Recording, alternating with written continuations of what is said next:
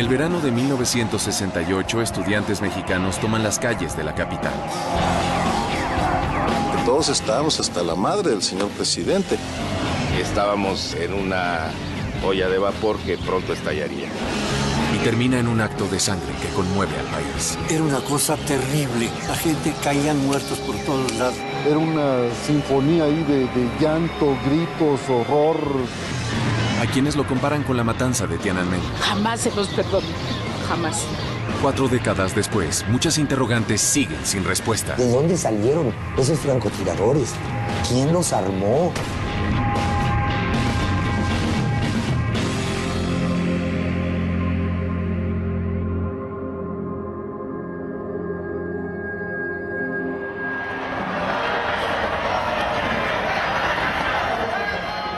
En pleno 2008, no es extraño encontrar una manifestación política marchando pacíficamente por las calles de la capital mexicana.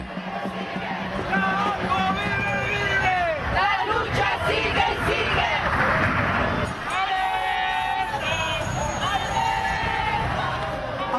La policía mantiene distancia, sin interferir en el derecho ciudadano a manifestarse públicamente. Pero en México no siempre ha sido así. Y algunos de los que marchan hoy lo saben en carne propia.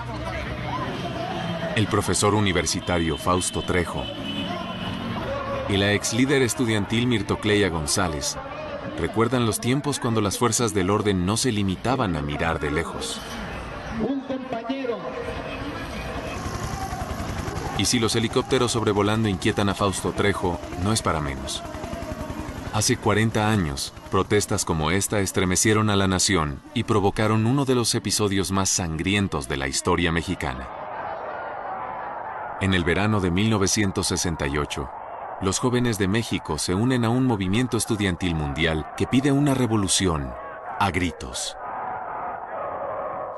Soñábamos, creo, en ese momento con que hubiera una gran rebelión juvenil que acabara con el autoritarismo.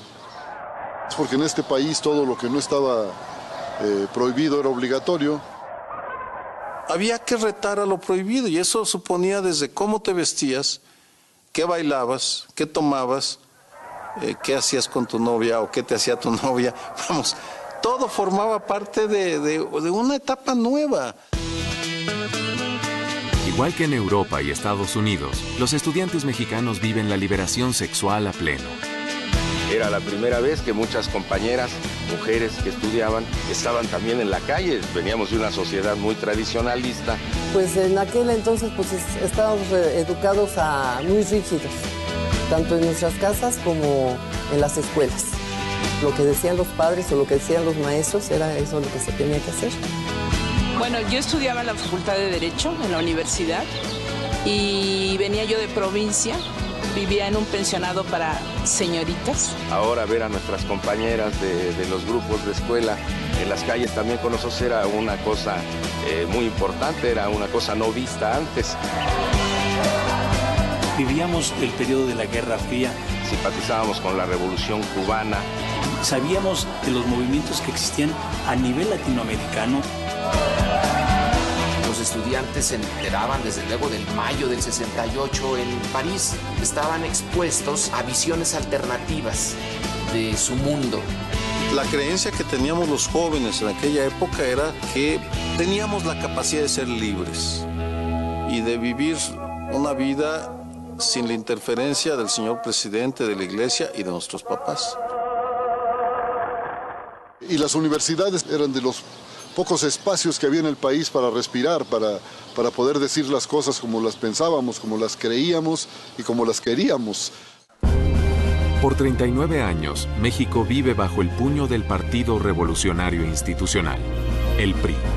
Bueno, este era un país gobernado por un solo partido, en el que la libertad de expresión estaba severamente limitada. El gobierno controlaba todo, absolutamente todo. La chispa que desata la confrontación directa con el gobierno no surge de las universidades, sino de las escuelas preparatorias. No eran enfrentamientos de tipo político, fue sencillamente un choque ahí de grupos de jóvenes. Empieza con un pleito entre estudiantes por un juego y la policía pretende contener golpeando a los estudiantes en sus propias escuelas. El 26 de julio, cientos de estudiantes se vuelcan a las calles a protestar contra la represión. La represión policíaca fue de tal magnitud que convirtió ese problema juvenil intrascendente en un problema político de los más serios por los que ha vivido el país. Los disturbios estudiantiles explotan en el peor momento posible para el gobierno, a escasos meses de un evento histórico para la nación mexicana. En el 68 México iba a tener las primeras Olimpiadas en su historia. Las Olimpiadas eran el momento en que México iba a mostrarle al mundo que un país subdesarrollado podía llevar a cabo una buena Olimpiada. Para el presidente de la República era un momento en el cual él, su gobierno y México iban a estar en la vitrina de la atención mundial. Estaba orgullosísimo de su capacidad de administración, de organización, y unos estudiantes la iban a poner en duda. El secretario de Gobernación, Luis Echeverría Álvarez, encabeza un comité de seguridad para controlar la situación. Y el régimen crea un escuadrón militar especial llamado el Batallón Olimpia. El Batallón Olimpia era una unidad mixta del ejército para los Juegos Olímpicos, por eso se le llamaba Olimpia, para garantizar la seguridad en los Juegos Olímpicos. Y bueno, después se distorsiona, ¿no? Ese Batallón Olimpia, que después se transforma en un grupo de choque para mantener la protesta social y atacar el movimiento estudiantil. La represión del gobierno no se hace esperar. La ciudad de repente es un escenario de confrontaciones violentas con camiones incendiados y un descontrol absoluto. Entonces, a medida que se reprimía, en lugar de que nos frenáramos, pues nos daba mucho coraje, nos rebelábamos y pues se comenzó a armar un movimiento muchísimo más fuerte. Ya no eran solo los estudiantes, sino profesores, padres, madres, gente del pueblo. Lo que al inicio surge como una protesta espontánea, se convierte en un movimiento de resistencia organizado. Ese verano, miles de personas marchan contra el régimen autoritario del PRI. El gobierno reprime las manifestaciones, en ocasiones hasta con tanques.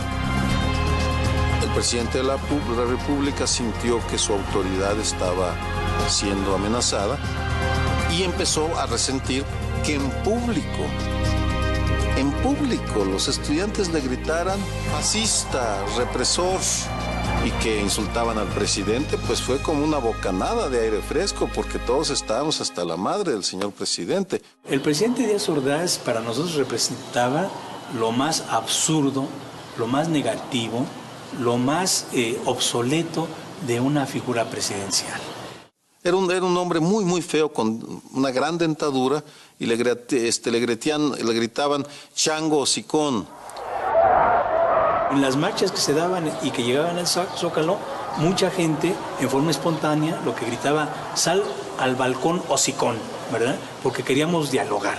Se quería una negociación pública con el presidente de la República. ¿Con quiénes? Con los estudiantes, que no era la iglesia, no era el gran capital, no era el ejército, eran quiénes. Así que el presidente obviamente no podía aceptar eso. Hemos sido tolerantes hasta excesos criticados, pero todo tiene un límite. No podemos permitir ya que se siga quebrantando irremisiblemente el orden jurídico como a los ojos de todo mundo ha venido sucediendo. El presidente Díaz Ordaz lanzó una serie de amenazas brutales en contra del movimiento. Lo que hace es recurrir de inmediato a la ocupación de la ciudad universitaria. El presidente ordena la detención de los líderes estudiantiles. optaron por ocupar el campus de la ciudad universitaria en la idea de que de ese modo acabarían con el movimiento.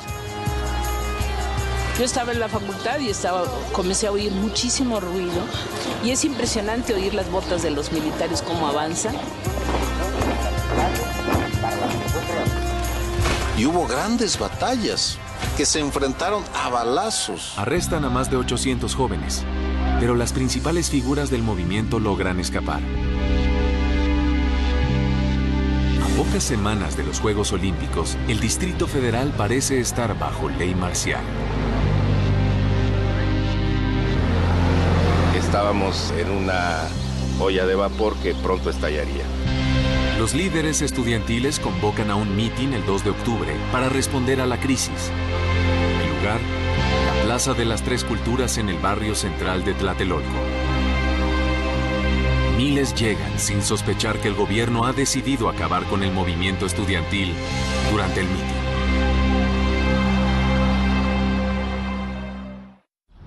La Plaza de las Tres Culturas fue construida sobre las ruinas de la antigua ciudad azteca de Tlatelolco. Frente al sitio arqueológico está la iglesia colonial de Santiago.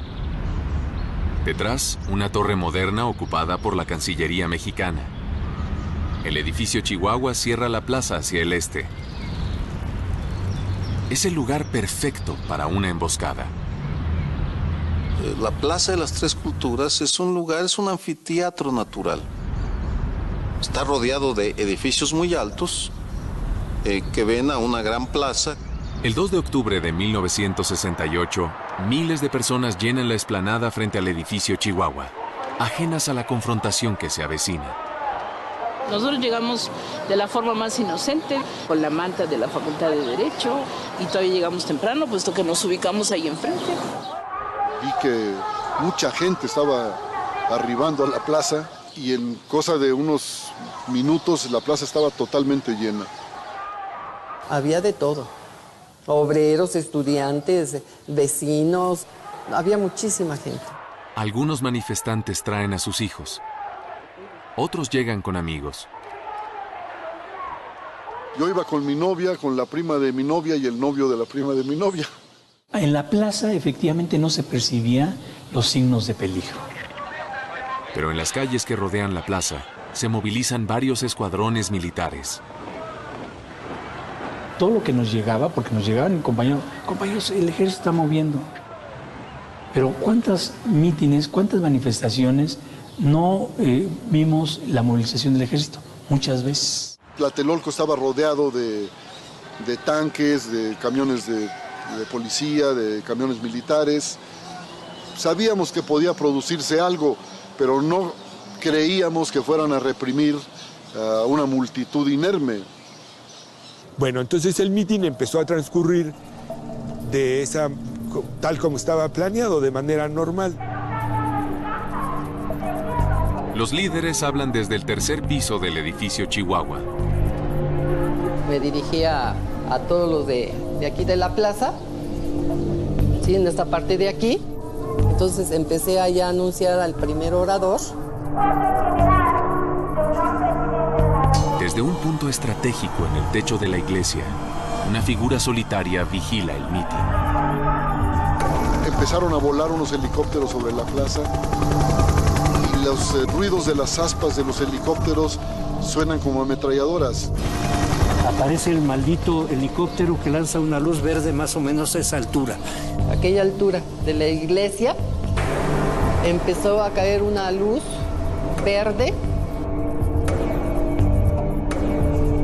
Cuando yo vi las luces de Bengala, yo dije, pues, ¿qué onda, no? O sea, uno no sabe que es una señal de atacar. Y de repente algo como una corriente eléctrica recorrió a la gente. Y los líderes de ese momento, el líder que estaba hablando dijo, no pasa nada, calma, no pasa nada. Y entonces empiezan los primeros disparos. Tratamos de correr hacia la salida que da a la iglesia y nos llevaría hacia el sur de la plaza, pero ya venían los soldados cargando hacia nosotros. Los soldados avanzan a trote entre las ruinas aztecas. El avance de los soldados bloquea 2 de las salidas de la plaza, forzando a los manifestantes a correr en una sola dirección.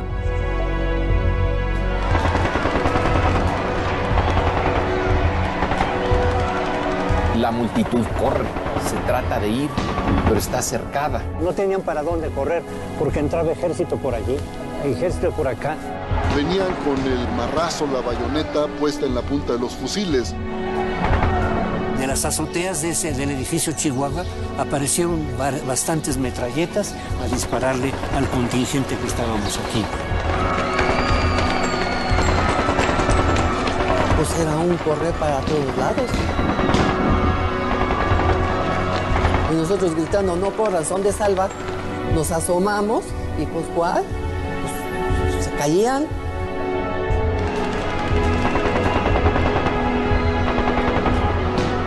Era una sinfonía ahí de llanto, gritos, horror, mentadas. Y todos tratábamos de meternos debajo de los demás. Ya hoy se comenzó a oír el tableteo de las ametralladoras y entonces tú te vuelves, te bloqueas. Corrimos, me dijo Tita, corre, y yo traía la manta, me dice, deja la manta, pendeja, déjala. Pues sí, pero yo no sabía, no sé si te bloqueas con eso.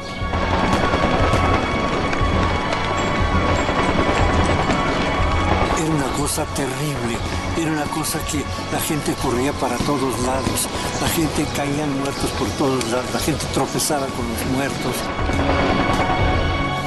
Yo quedé precisamente allí, abajo de esa asta, que no me pude levantar, las piernas se me doblaban. Y un muchacho, más o menos como de tu edad, más o menos, se acerca y me dice, maestro, vámonos, porque si lo ven lo matan. Yo recuerdo que estaba encima de otros cuerpos, que yo mismo tenía encima a otra gente. Recuerdo perfectamente que tenía yo la corva de una chica en mi cuello, que me impedía pues levantarme. Y así estábamos todos, algunos heridos, muertos.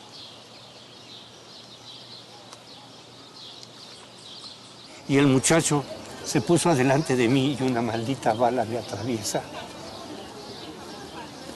Me atraviesa la cabeza. Lloraban, sobre todo las mujeres. Tratábamos de consolarlas. Consolábamos a las otras compañeras que ni conocíamos.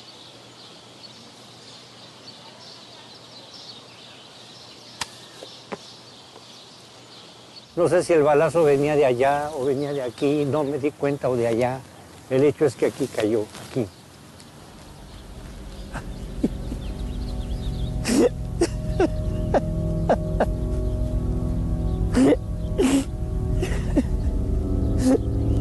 Ay, es lo más tremendo de mi vida.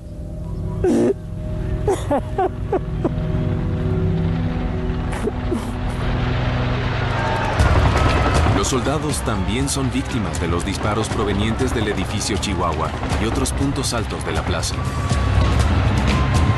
Y devuelven el fuego.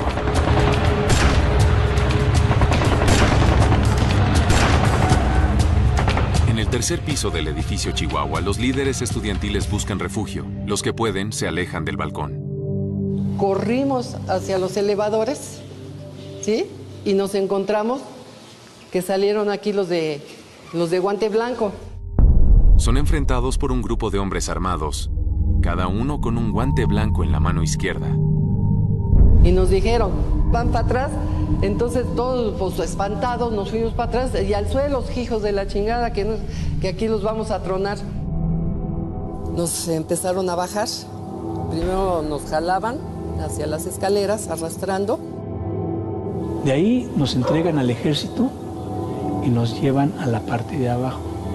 Y nos ponen con las manos en la pared, nos obligan a bajarnos los pantalones. Casi todos los líderes del movimiento son capturados esa noche. Muchos son golpeados. Ahí estuve hasta que nos llevaron en los camiones y nos llevaron a un lugar desconocido. Finalmente, supongo que como a las 8:30 de la noche, empezaron a mover cadáveres, a levantar heridos.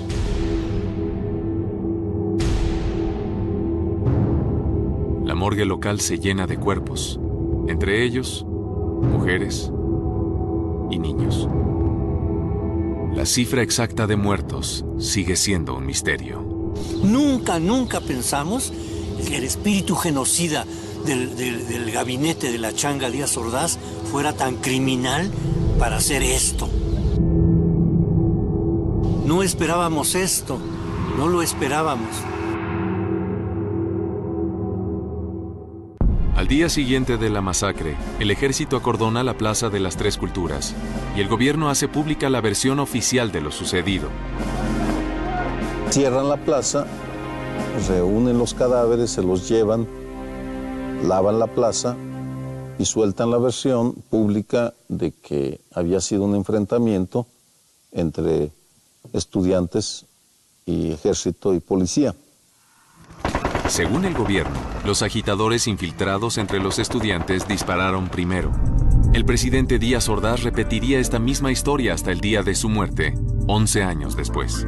Desde la azotea del edificio Chihuahua, de allá dispararon perversamente contra los soldados y contra sus propios compañeros, o por el nerviosismo del momento y su falta de práctica en el manejo de las armas que ellos habían conseguido o que a ellos les habían dado, no pudieron controlar los disparos y no solamente hirieron y lesionaron a soldados, sino también a sus propios compañeros. El saldo oficial de muertos es 29, pero reportes de cientos de víctimas persisten hasta hoy. Desaparecieron cientos de cadáveres. Hacemos la cuenta de los muertos por los camiones que cargaron, 70 y tantos camiones que cargaron cadáveres para llevarlos, irlos a tirar al mar o irlos a incinerar en el campo militar número 1. El mito es que fueron cientos o miles los muertos.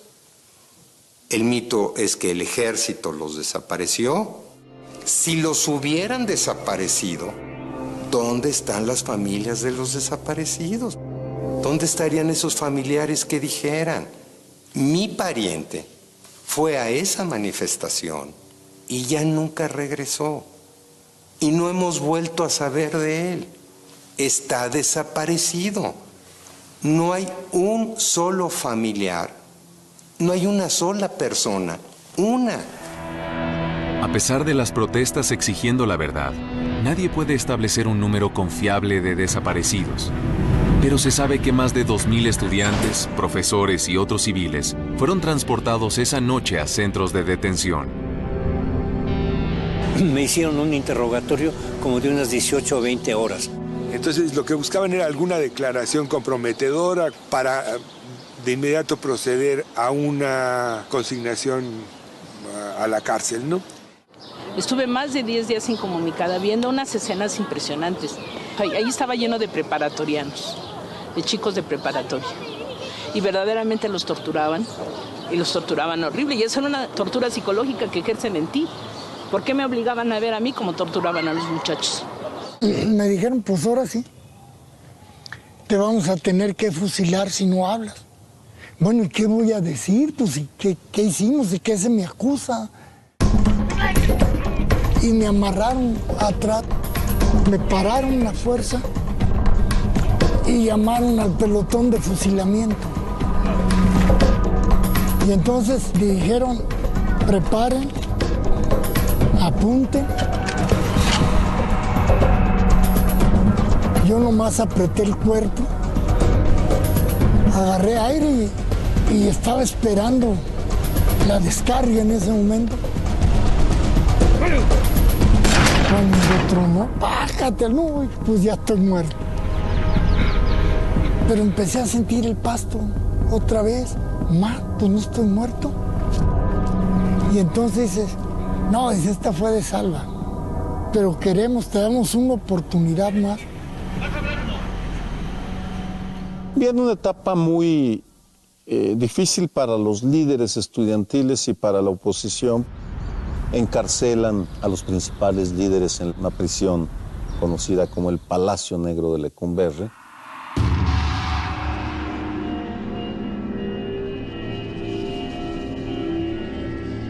Ahí estaba mi celda.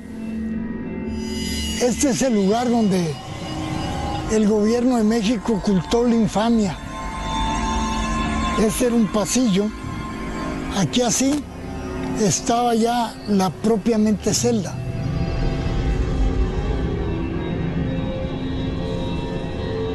Y ahí estaban los lugares donde nos dormíamos.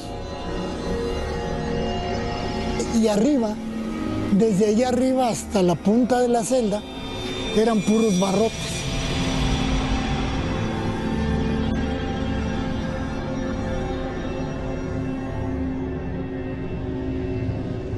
Y permanecimos en el bote casi 3 años, ¿no? Lecumberri era una cloaca, una cosa horrible. Yo no podía creer que yo, un estudiante de buena familia, entre comillas, pudiera estar en una prisión de presas comunes, como si fuéramos viles delincuentes. Nos trataron como delincuentes. Y esos son los delitos de las autoridades que nunca se van a pagar.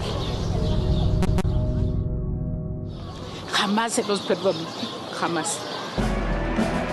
Los días previos a los Juegos Olímpicos, el régimen continúa la persecución a disidentes. Gustavo Díaz Ordaz se endurece, su gobierno se endurece terriblemente. No se acepta la mínima crítica. Es que se trataba de dar un escarmiento, ¿no? De decir, ahora sí ya se acabó esto, ¿no? No bastaba con la ocupación de las escuelas, no bastaba con tener al ejército en las calles, había también que infundirnos miedo, infundirle miedo a la sociedad, y yo creo que en buena medida lo lograron. Lo que el gobierno quería era detener a los estudiantes, a los líderes estudiantiles y acabar con el movimiento por la fuerza para lograr que las Olimpiadas se celebraran en paz. Tuvieron éxito, porque fue tal el shock que las Olimpiadas se pudieron llevar en santa paz. Los líderes que no están en prisión se esconden. El movimiento estudiantil llega a su fin. La mayoría se desmoviliza, es lo que quería el gobierno, y los más radicales se van a la guerrilla urbana. México entra en un periodo de guerra sucia.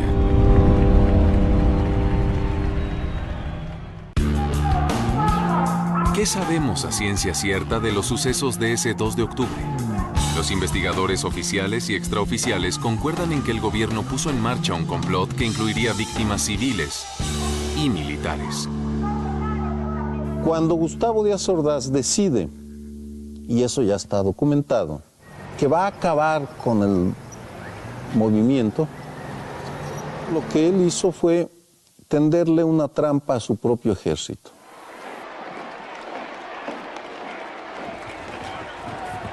Los destacamentos militares arribaron a la plaza, desde las 11 de la mañana se empezaron a mover y a las 4 de la tarde ya había presencia militar considerable. El ejército tiene órdenes de disolver el mitin y capturar a los líderes del movimiento estudiantil. Una segunda operación paralela comienza varias horas antes. Las tropas regulares no están enteradas de esto. Hombres vestidos de civil entran al edificio Chihuahua y a otras torres vecinas con vista a la explanada. Ocupan al menos 10 apartamentos en diversos pisos. Los hombres llevan rifles y armas automáticas. Toman posiciones de francotiradores en las ventanas. Otros agentes actúan como vigías desde la iglesia y otros edificios que rodean la plaza. Una vez que están ahí, aprovechan ese escenario, ¿no? Y les queda ad hoc, ¿no? Porque tiene partes altas donde se puede ubicar perfectamente bien la visibilidad de todo el escenario. A las fuerzas de seguridad del Estado les queda a tono, ¿no? Para lo que iban a hacer. En una tercera operación simultánea, un destacamento militar, también disfrazado de civil, con un guante blanco para distinguirse entre la multitud, cierra el acceso de las escaleras para que los líderes estudiantiles no puedan escapar.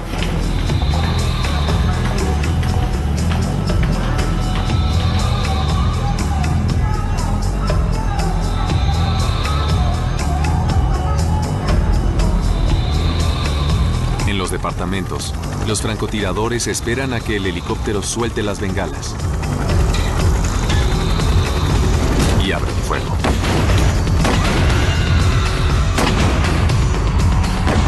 El primer tiro, esa noche, esa tarde del 2 de octubre, proviene del edificio que es desde donde hablaban los líderes del movimiento.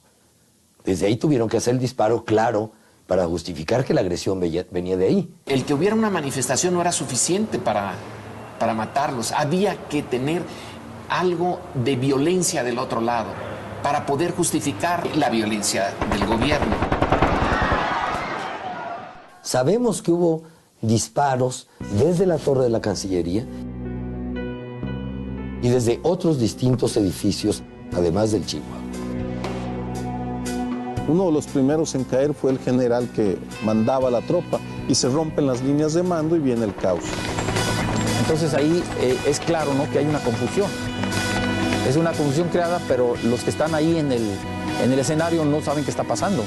Una parte del ejército no sabía que eran otros oficiales los que estaban disparándoles. Los que estaban abajo no sabían qué estaba pasando. Hubo un descontrol total. Una situación de esas se sale de control como se salió y la autoridad no la puede controlar. La intención fue provocar que la fuerza enorme del ejército se desatara. Lograr quitarle el seguro a los fusiles y que empezaran a disparar. Ahora sí ya. El ejército entonces abastece las armas atrás de muros, hincados, en fin, disparando a las alturas, disparando a los francotiradores.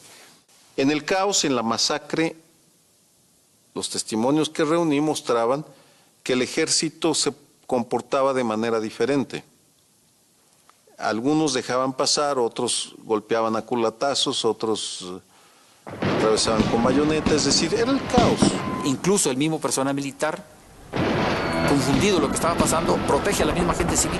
Se suponía que llegaban a agredirnos, pero empezó la balacera y nos gritaban que nos tiráramos al suelo.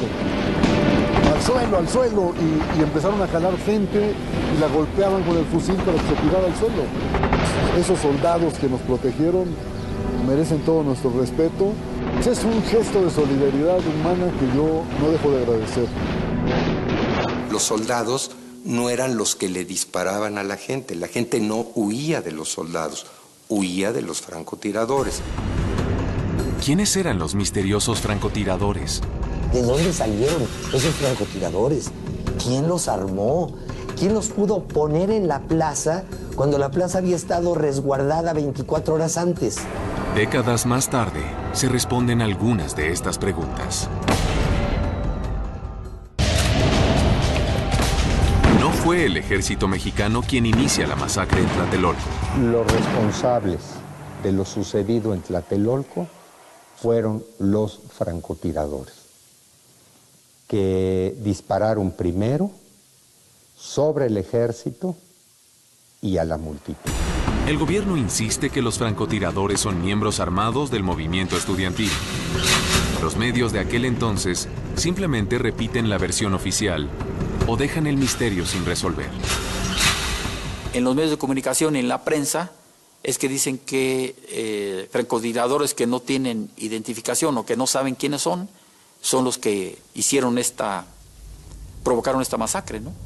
Los hombres de guante blanco que ocupan las escaleras del edificio Chihuahua han sido identificados como miembros del Batallón Olimpia, las fuerzas especiales creadas para proteger las Olimpiadas. Testigos aseguran que después de arrestar a los estudiantes, el comandante del batallón disparó desde el balcón del tercer piso hacia la plaza.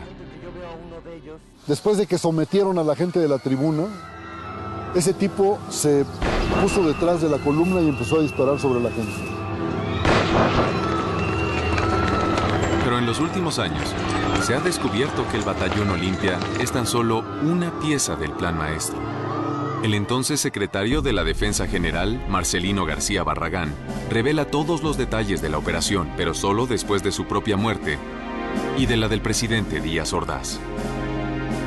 Según los archivos y documentos, ¿sí?, que fueron puestos a la luz pública y que pertenecen al archivo personal del exsecretario de la Defensa Nacional, Marcelino García Barragán, se concluye, ¿sí?, que los francotiradores que dispararon en contra de los estudiantes y del ejército el 2 de octubre de 1968 eran parte del Estado Mayor Presidencial.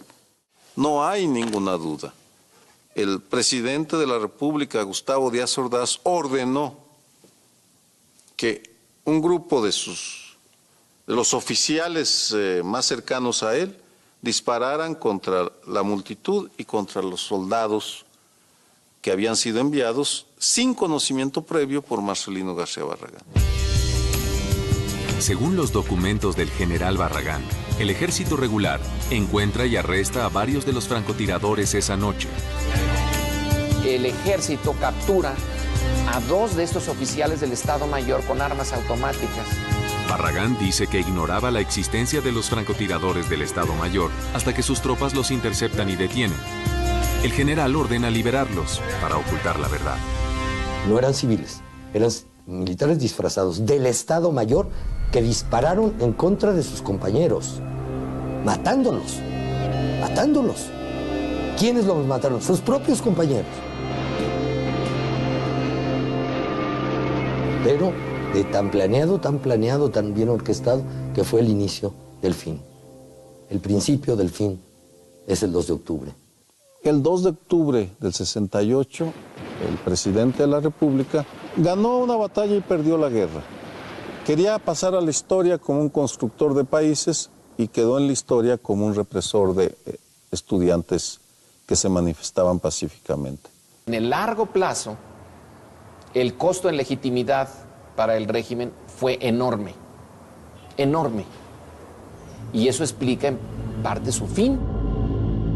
Se inicia esa larguísima transición a la democracia. Se aceleraron las fuerzas que varias décadas después desembocaron en elecciones confiables, en un México algo mejor.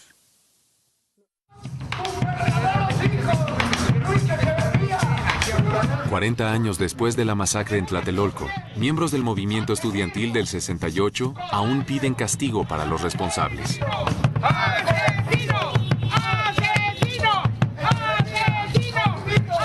Pero en el 2008, solamente un miembro importante del régimen de Díaz Ordaz se mantiene vivo para enfrentar las acusaciones. Se trata del entonces secretario de Gobernación Luis Echeverría Álvarez, encargado de la seguridad interna del país en 1968. 2 años después fue el sucesor de Díaz Ordaz en la presidencia de la República. El fiscal especial acusó a Echeverría de genocidio. Pero tras años de acciones legales y presiones políticas, el caso aún no se ha llevado a juicio. El ex jefe de seguridad se encuentra bajo arresto domiciliario en la Ciudad de México.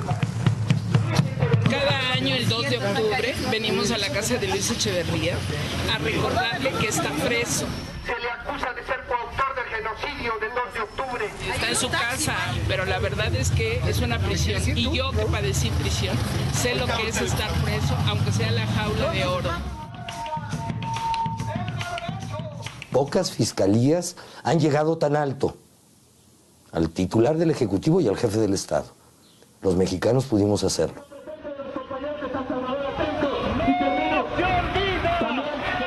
Los sobrevivientes de la masacre siguen reclamando justicia, pero muchos han perdido la esperanza.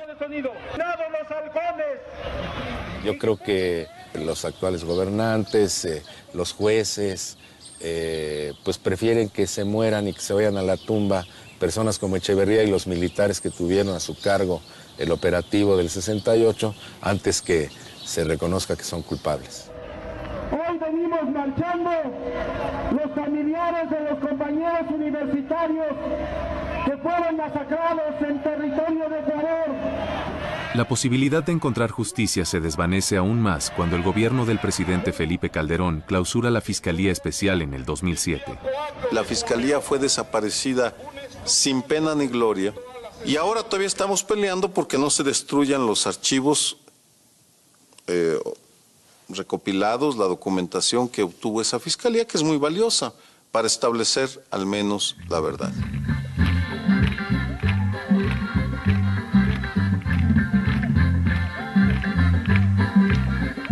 Hoy en día, la Plaza de las Tres Culturas ha dejado de ser un centro de manifestaciones políticas.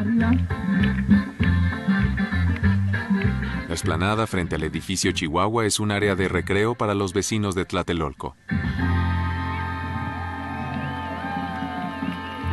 Pero también sigue siendo un lugar para contemplar el pasado turbulento de México. Fausto Trejo regresa a Tlatelolco, invitado a compartir sus recuerdos con grupos que visitan un memorial a las víctimas del 68. Hoy habla con un grupo de estudiantes de preparatoria. Trejo considera esencial que las nuevas generaciones entiendan el alto precio que otros pagaron por las libertades políticas de hoy. Esto se está llevando a cabo con los estudiantes para que ellos en carne propia vivan y vean lo que sucedió. Luego, el grupo conmemora a las víctimas de Tlatelolco con una pequeña ceremonia. Mis compañeros no están ni muertos ni olvidados. No ha sido en balde nuestras luchas. La historia está llena de tragedias, pero la historia está llena de enseñanzas. La historia está llena de ejemplos. La historia está llena de paradigmas. Por eso digo que 2 de octubre es una gran enseñanza. Para algunos, Tlatelolco simboliza los grandes avances que ha dado México desde 1968. En México fue un parteaguas auténticamente. Cambió la mentalidad de muchos. Creo que desenmascararon la verdadera naturaleza política, la hipocresía, la falsedad de esa pseudodemocracia que se decía heredera de una revolución social, pero que ya no lo era más. Para otros, representa las huellas de un pasado sin resolver. El que no sepamos exactamente qué sucedió ni se haya llevado ante la justicia a nadie, Tlatelolco sigue siendo el paradigma, el símbolo, el recordatorio que México es el paraíso de la impunidad. Esta deuda histórica que tiene México con su pasado, mientras sigamos caminando con las sombras y fantasmas del pasado no esclarecido, no lograremos fundar sino sobre arena. Eso que lo entiendan aquí y ahora los que gobiernan nuestros países.